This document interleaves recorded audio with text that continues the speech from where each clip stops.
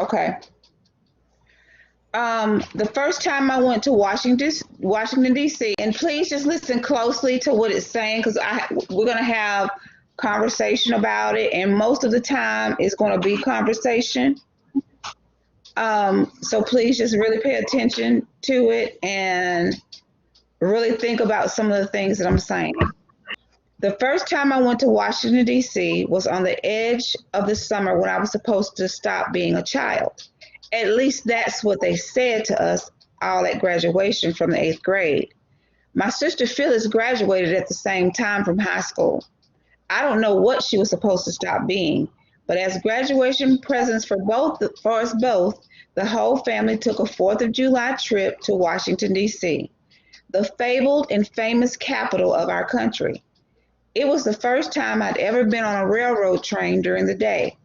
When I was little and we used to go to Connecticut Shore, we always went at night on the milk train because it was cheaper. Preparations were in the air around our house before school was even over. We packed for weeks. There were two very large suitcases that my father carried and a box filled with food. In fact, my first trip to Washington was a mobile feast. I started eating as soon as we were comfortably ensconced in our seats and did not stop until somewhere after Philadelphia. I remember it was Philadelphia because I was disappointed not to have passed by the Liberty Bell.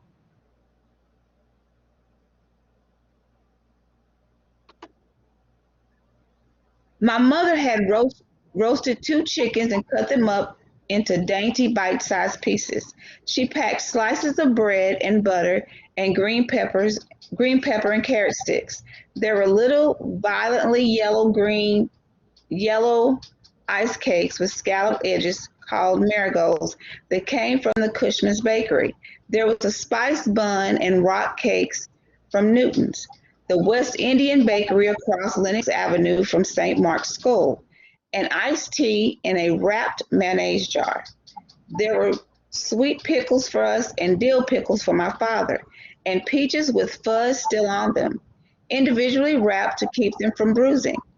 And for neatness, there were piles of napkins in a little tin box with a washcloth dampened with rose water and glycerin for wiping sticky mouths.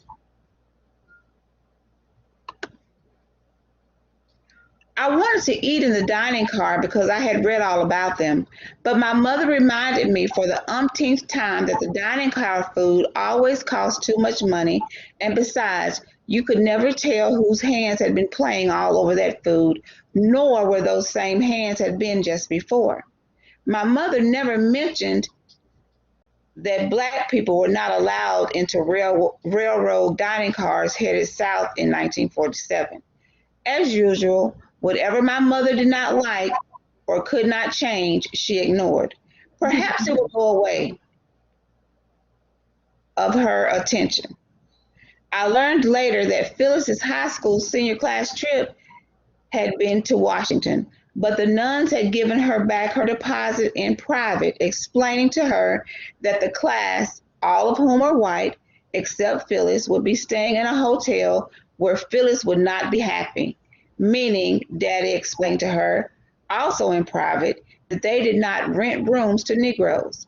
We will take you to Washington ourselves, my father had avowed, and not just for an overnight in some measly flea bag hotel. American racism was a new and crushing reality that my parents had to deal with every day of their lives once they came to this country. They handled it as a private woe. My mother and father believed that they could best protect their children from the realities of race in America and the fact that American racism by never giving them name, much less discussing their nature. We were told we must never trust white people, but why was never explained, nor the nature of the ill will. Like so many other vital pieces of information in my childhood, I was supposed to know without being told. It always seemed like a very strange injunction coming from my mother, who looked so much like one of those people we were never supposed to trust. But something always warned me not to ask my mother why she wasn't white and why Aunt Lila and Aunt Etta weren't, even though they were all the same problematic color, so different from my father and me, even from my sisters who were somewhere in between. In Washington, D.C., we had one large room with two double beds and an extra cot for me. It was a backstreet hotel that belonged to a friend of my father's who was in real estate. And I spent the whole next day after Mass squinting up at the Lincoln Memorial where Marian Anderson had sung after the DNR refused to allow her to sing in the auditorium because she was black, or because she was colored, my father said as he told us the story, except that what he probably said was Negro because for his times my father was quite progressive. I was squinting because I was in the silent agony that characterized all of my childhood summers, from the time school let out in June to the end of July, brought about my dilated and vulnerable eyes exposed to the summer brightness. I viewed Julys through an agonizing corolla of dazzling whiteness, and I always hated the 4th of July, even before I came to realize the travesty such a celebration was for Black people in this country. My parents did not approve of sunglasses, nor of their expense.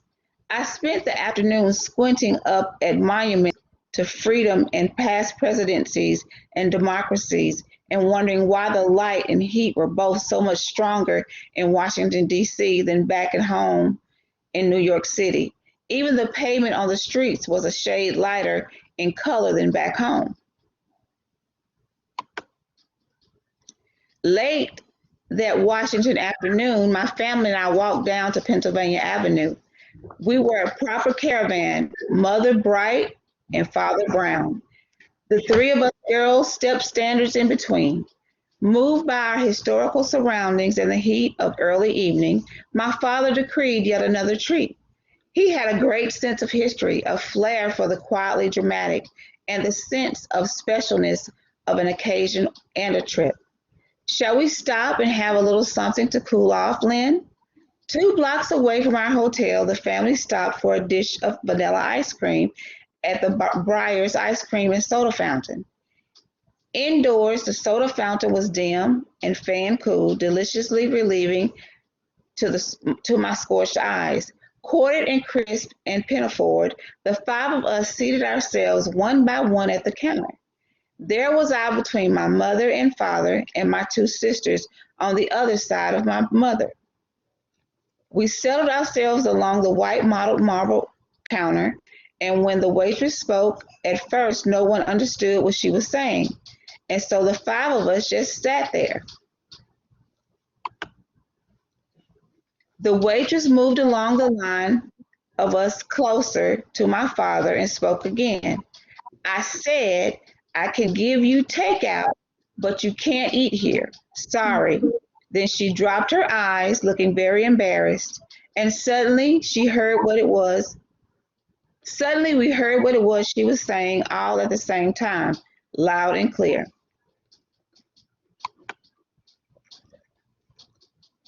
Straight backed and indignant, one by one, my family and I got down from the counter stools and turned around and marched out of the store, quiet and outraged, as if we had never been Black before. No one would answer my emphatic questions with anything other than a guilty silence. But we hadn't done anything. This wasn't right or fair. Hadn't I written poems about Batten and freedom and democracy for all? My parents wouldn't speak of this injustice, not because they had contributed to it, but because they felt they should have anticipated it and avoided it. This made me even angrier. My fury was going to be acknowledged by a like fury. Even my 2 sisters copied my parents' pretense that nothing unusual and anti-American had occurred. I was left to write my angry letter to the President of the United States all by myself, although my father did promise I could type it out on the office typewriter next week after I showed it to him in my copybook diary. The waitress was white, the counter was white, and the ice cream I never ate in Washington, D.C. That summer, I left childhood was white, and the white heat and the white pavement and the white stone monuments of my first Washington summer made me sick to my stomach for the whole rest of that trip. And it wasn't much of a graduation present after all.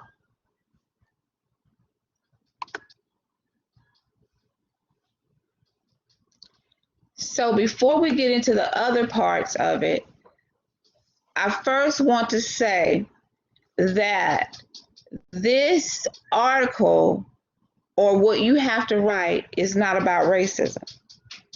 It is about the symbolism of this passage. So what I first want to talk about with you all is, what do you think is the symbolism of this passage? What do you think is that one thing that changed this little girl's life, the way she sees things and how she lives her life from this point on? What is that one thing that you think that changed her life and she lived differently from that point on?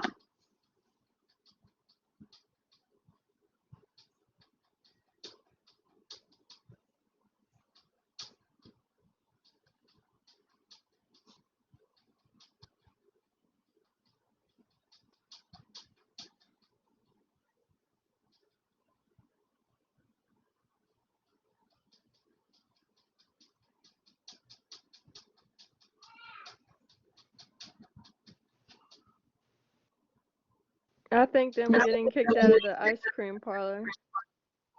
You think I think that's what changed a lot of it. you think that's what changed a lot of it? Okay. Does anybody else the trip to the ice cream parlor? Okay.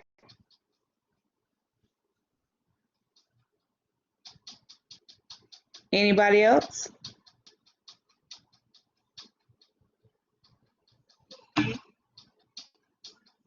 The whole trip in general?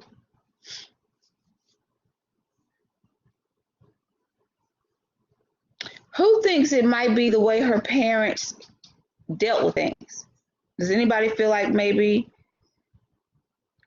the way her parents dealt with things might have been part of the problem and what changed how she decided she was going to live?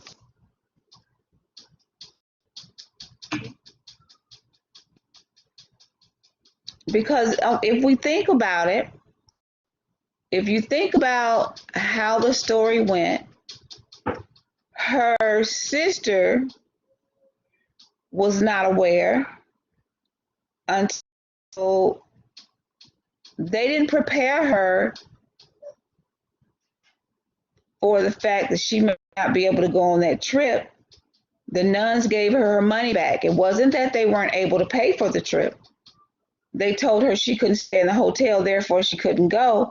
So I think maybe the assumption by the nuns was they thought that she would never come up with the money to be able to go on the trip.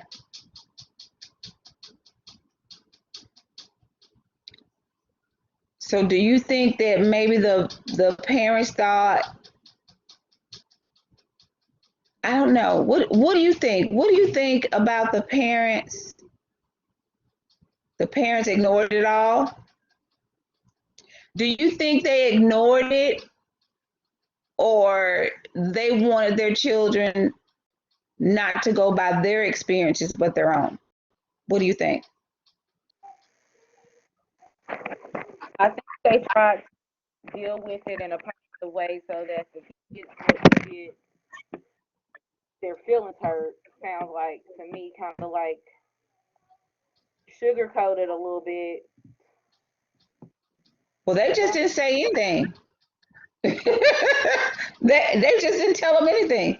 They just left them out there. They just left them out there just flipping, flapping the wind. So do you think that they were just trying to allow their children to build their own opinions through their experiences, or did they want them to see it through their own eyes? What do you think about that?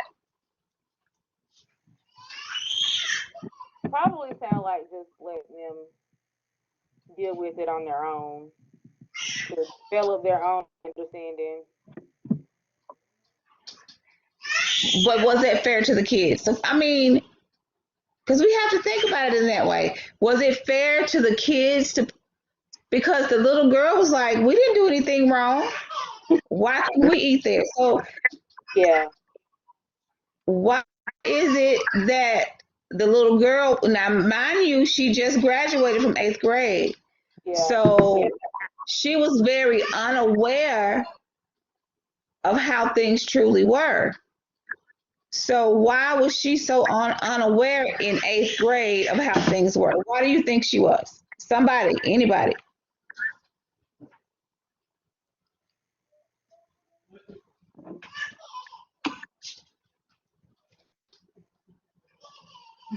I agree with that. They did want to, I think they wanted to spare them, but was it the right thing to do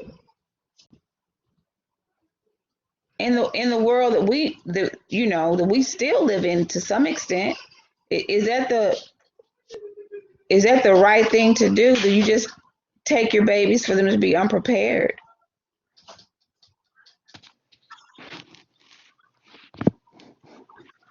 No.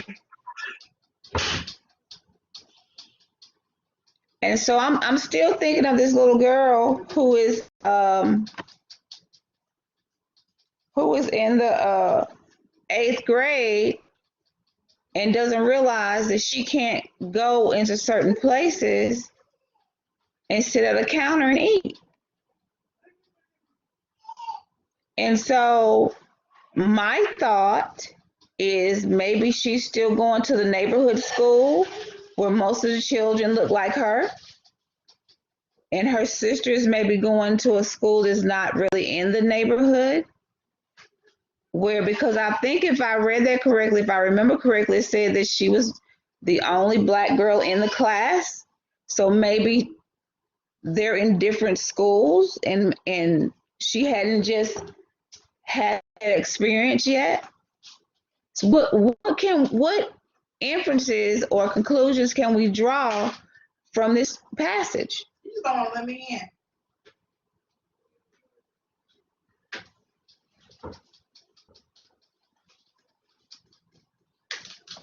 Come on, guys. This conversation will feed your paper. We got to have the conversations so you guys, it'll feed into your papers. So it's going to help you because we need to talk about the symbolism of it. Okay, let me go back a little bit. What do you think the symbolism was of everything being so much brighter, everything being white? What do you think the symbolism was of that?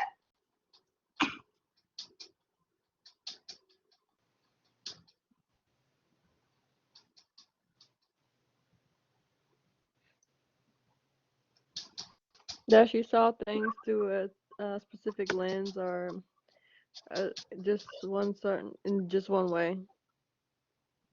Yeah, yeah. And Kumar said it's just to let it go, that she thinks is good and wise um, toward this type of behavior and just let it go. Yes,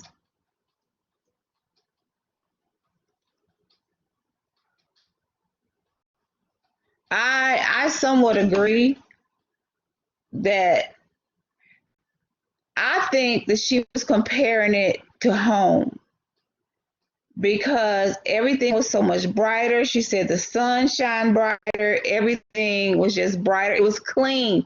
So if you think about probably where she lived in New York, and then you think about Washington, because I mean, I went like maybe 15 times on field trips with kids. I'm taking 5th graders to DC, and when you kind of, it's just different. It's just a totally different atmosphere from what the kids are used to.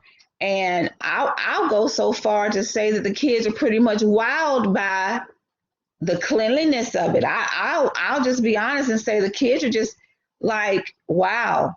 And then to go and see all the history and things. So I can get an understanding of what the little girl is saying about how it's so different from, where she lives. But how do you, I guess I'm still at that point of how do you get to eighth grade? It was a sensitive assumption. Yeah. How do you get to eighth grade and you've not, I guess, experienced something? I guess that's what I want to say.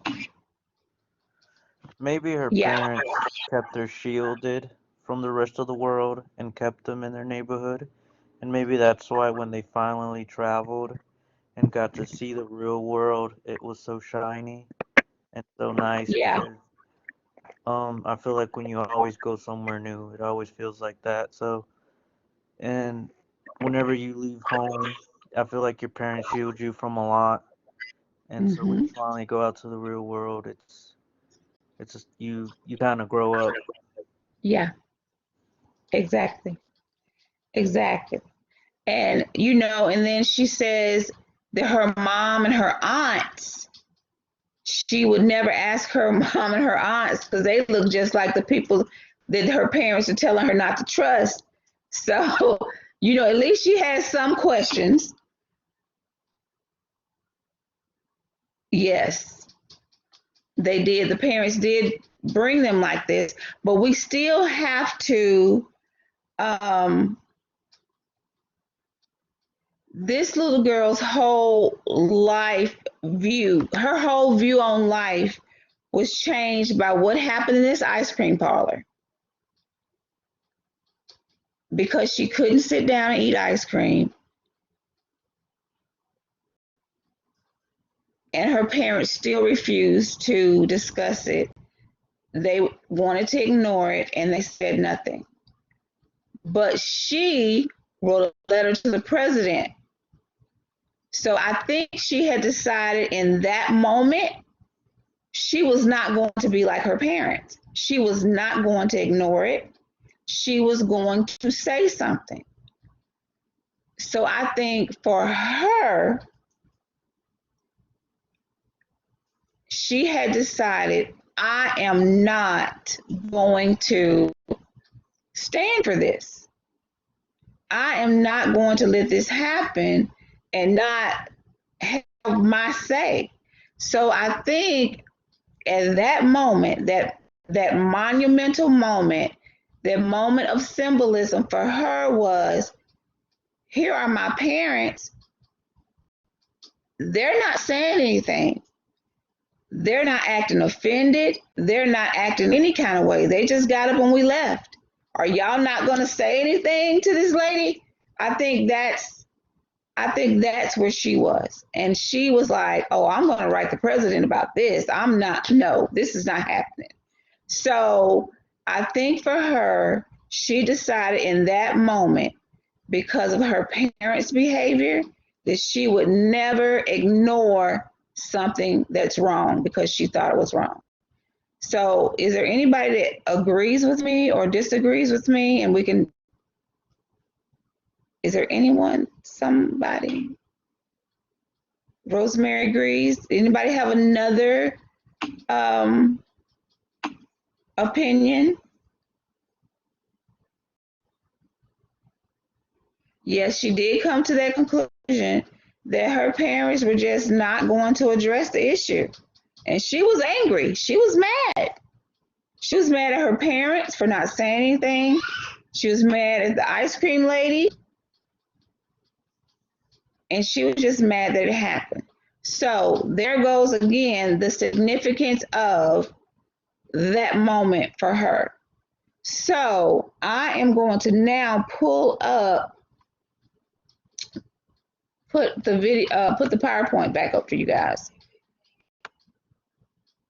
And we are going to look at, why do I have to go all the way back down here? Yes, it would. But you got to think about how her parents handled that. They didn't handle that well for a child who had never experienced that. because she was confused and upset, and she probably she probably would have handled it better if they had prefaced it, but because the parents were upset with themselves because they forgot they were having such a good time in Washington, they forgot that they shouldn't have even put them in that situation, but they did, and so they should have handled it better. So let me go down. And now we're going to get to the paper part. And this is something I'm going to ask you guys to do before you write. So this is why I told you we're going to take two weeks to work on this paper, because I want everybody to be comfortable with the writing process. I want everybody to just really, really hone being able to get into this significant moment. This is really going to set the tone for you guys being able to plan a paper and write a paper. So this is a planning sheet. I'm going to email it to you, and I know, you guys, if you have somewhere you can run it, print it, and then use it, that's fine. Some of you probably seen this before. This makes planning your papers makes your life so much easier. Free writing, it is what it is, but I have found that when you plan your papers, it's so much easier. So when you are planning a paper, you often have to think about what your reasons are. When you think about that moment in your life, that symbolic moment that changed your life, you're really going to have to think about, okay, what is that moment? What is that moment that changed me, that made me look at things differently and has molded me to live differently? So I wrote a paper to model this, and I did the whole process. So I'm going to go through the process with you guys so that you can kind of see what it is that I did. So this is how it looks, and I did it step by step. So I'm not going to leave you guys hanging just by showing you this one sheet of paper and telling you to do it, okay? So the first thing that I did, I came up with my title, because you have to really know. So my whole view of life changed. And so I had to think about a moment or something that happened where my whole view changed of life. And so I chose my moment where I think, and it was a positive change. I was out of my comfort zone. I was uncomfortable, but it was positive. So first I had to think about my home environment. Then I had to think about my school environment. And then I had to think of the shift in my comfort level. So I knew what the three main things were that had made me the way I was to begin with. And so I had to really evaluate those things in order for me to shift to a different perspective in my life. So then once I got those reasons, I had to get some supporting details. So in my supporting details of my home environment, one of the things I was going to talk about was friends and family, playing games, and then being always together. And that was at my home environment.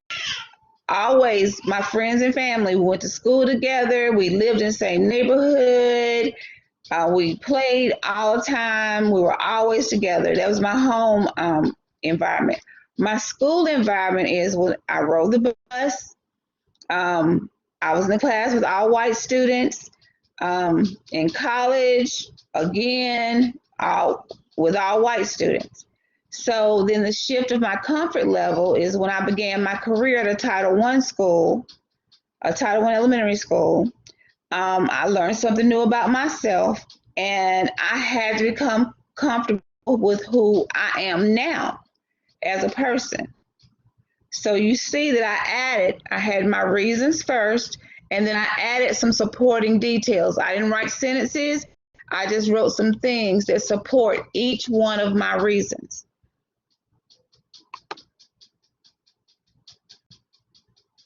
So then, did I jump too far? Let's see. No.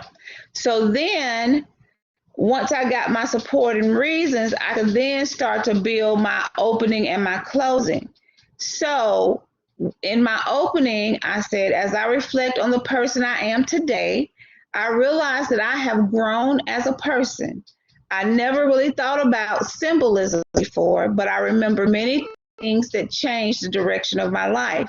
The most important is my level of comfort with people of my own race. My home environment,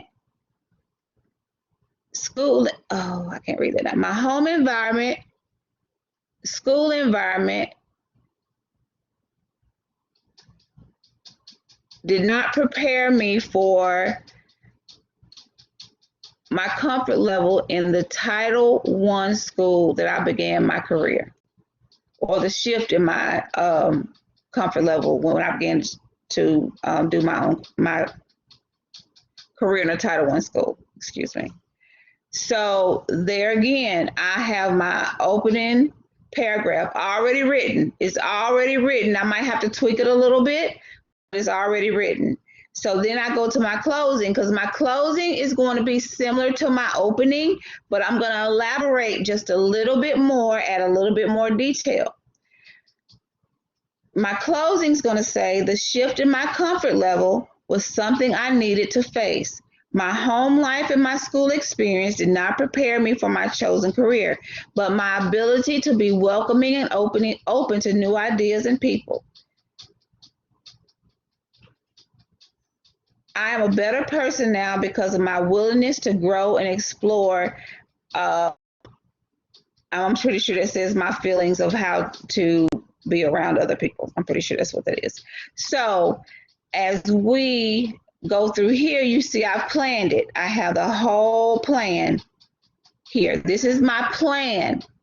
This is not what my paper has to be explicitly this. I can come up with better ideas as I write it, but this is a plan.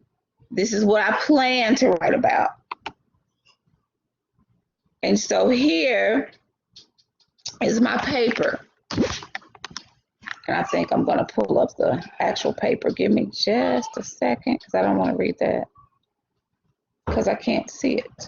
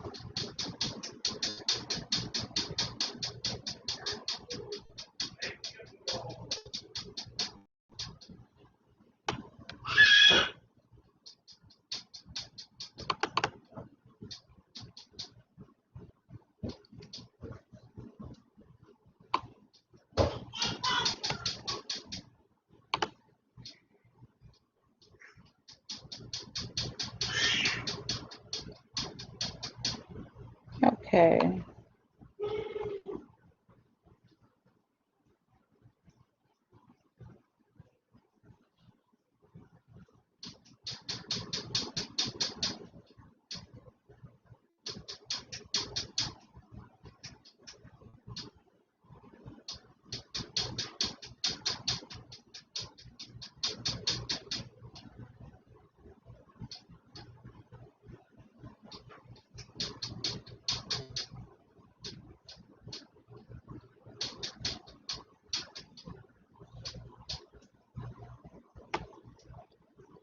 Okay, let's see if I can get this off of there.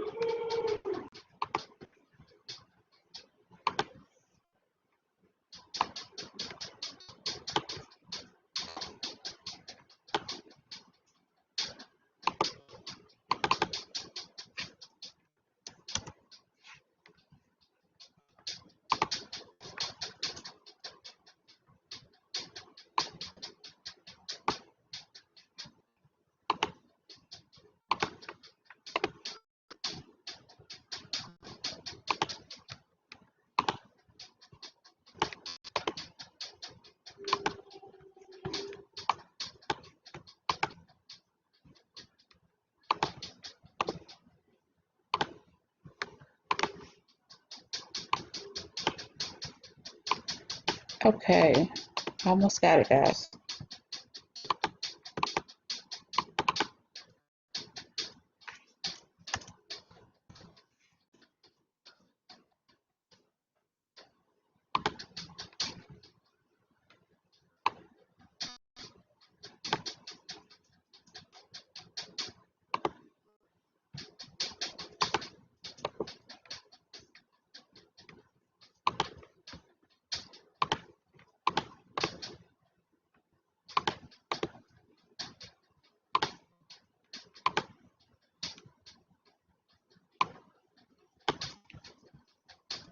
Okay, come back to you.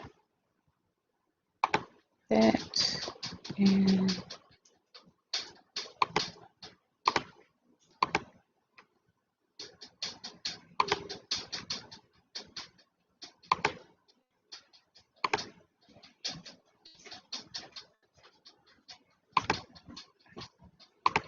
okay, so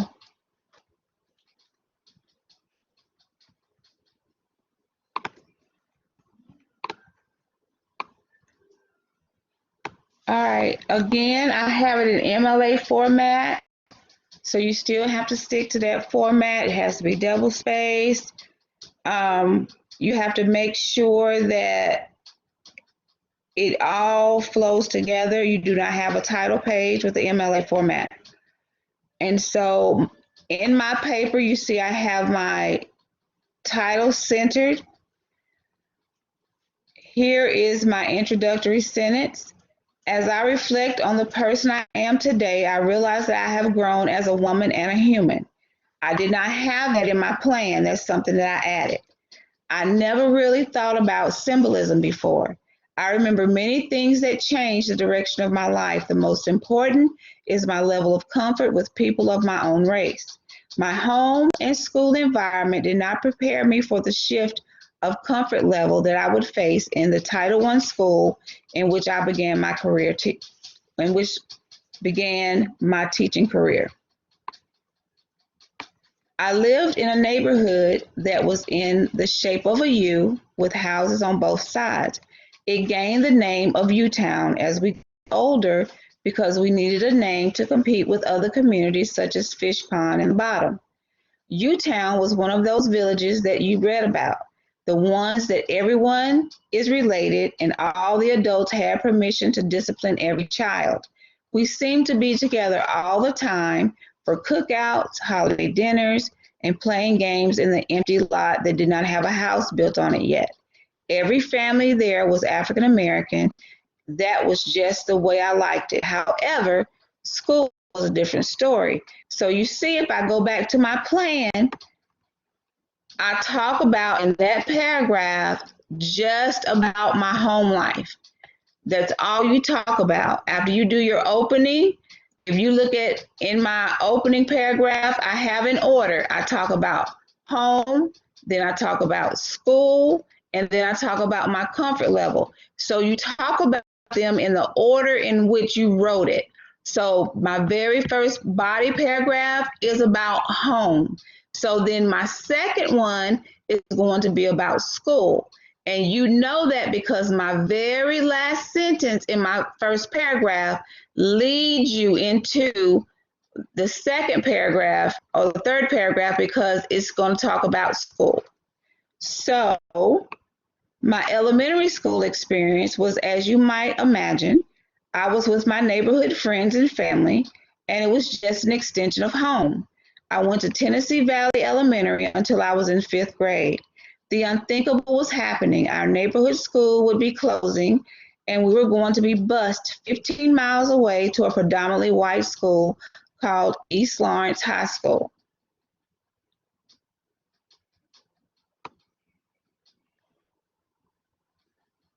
It was there we were several buses that picked us up, but once we got to the school, we were definitely the minority. I remember walking through the doors very nervous. I entered into a class that I was the only black student in the room. The teacher looked at me and said, "Daphne Langham, do you remember me? I'm a friend of your grandmother's." That was the beginning of of me becoming very comfortable in my environment. I had the best high school experience that anyone could have. I did realize that my friends and family's experiences were not the same because of having more melanin in their skin. I was much older before I understood their experiences. My college experience was very similar. I seemed to gravitate toward my white peers, and now I realize that is what I was comfortable doing. So, again, I'm talking about school. So, I went from home to school, and now I'm getting ready to talk about my professional life. I was very excited about my first teaching job. I did not even think about the other teachers. I was all about the kids. I met my mentor my first day. She was a young African American lady excited about teaching and the school. We seemed to click immediately. During my first faculty meeting, I was introduced to all the teachers, but only the African American teachers seemed to be the ones who wanted to welcome me. I thought, well, this is different. I could not understand what I had done wrong. Was it my clothes, my breath? Did I have body odor? I could not figure out why I could not connect with the people who thus far in my life had been my lifeline and the ones to support me. I was at a complete loss. Then I thought about it. Why is it important for me to choose what type of people to have in my life? Why should I limit who can help me grow or who I can influence and support? So again, I've talked about home, school, and now I've talked about my comfort zone.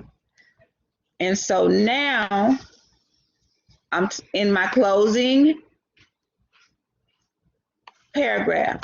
The shift in my comfort level was something I needed to face. My home life and school experience did not prepare me for my chosen career.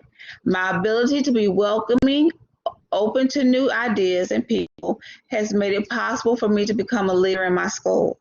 I still give some people the side eye, but I have friends from all walks of life. I'm a better person now because of my willingness to grow and explore my fear of the unknown.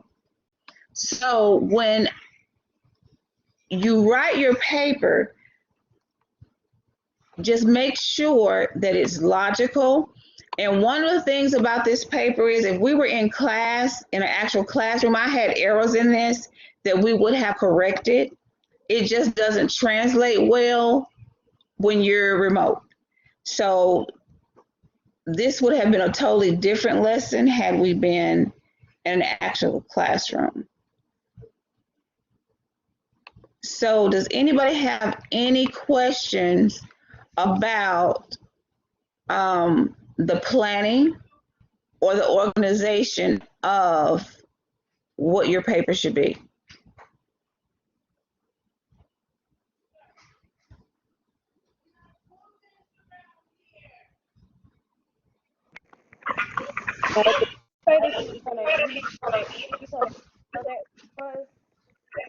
I'm sorry, can you say it again? Did you say that you were going to email that to us? Yes, I'm gonna email the planning paper to you. Okay. And like I said, with any paper, for me, with any paper, it's so much easier to plan it because when you free write, you can really tell when you free write because that's when you have so many extra words.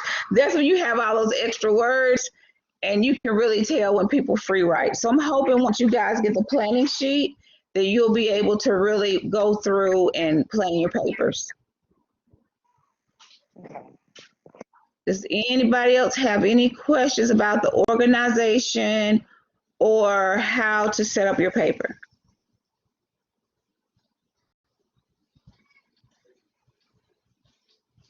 All right, now I'm going to share the rubric with you because I don't think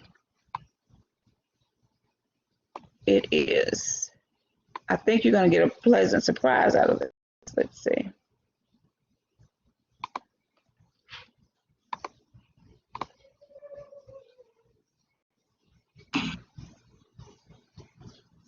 Yes, it's going to be your own experience you write about. You're going to write about your own, you're going to write about something symbolic that has happened in your life that changed the way you think and the way you do things.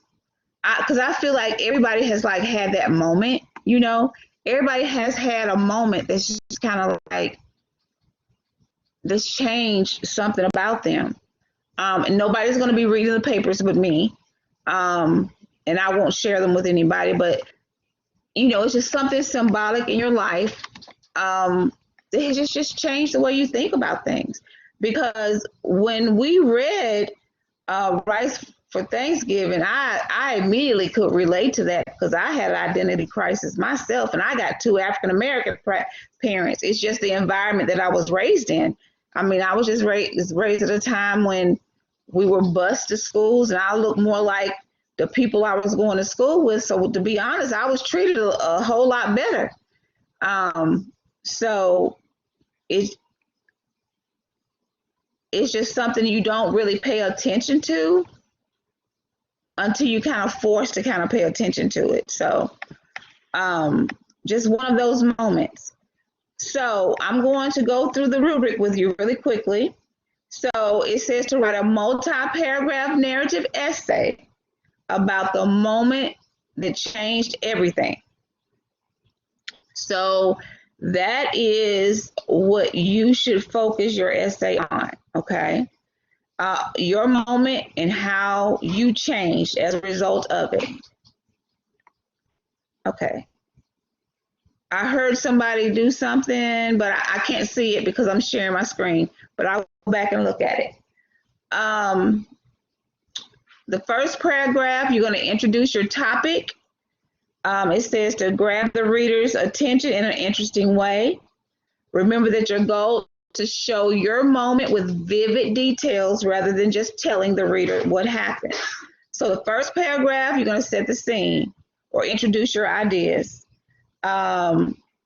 It says you can do a personal narrative. The end result is an exploration of the important moments and its effect on you. So the first paragraph becomes a tool to open it, and it has to hook your reader. You need a thesis statement for your narrative. It should clearly state what you have learned or how you have changed as a result of your moment. Okay, so make sure that you're just very specific, and remember your audience. In this instance, the audience is me, but I can't guess certain things, so just make sure it's clear.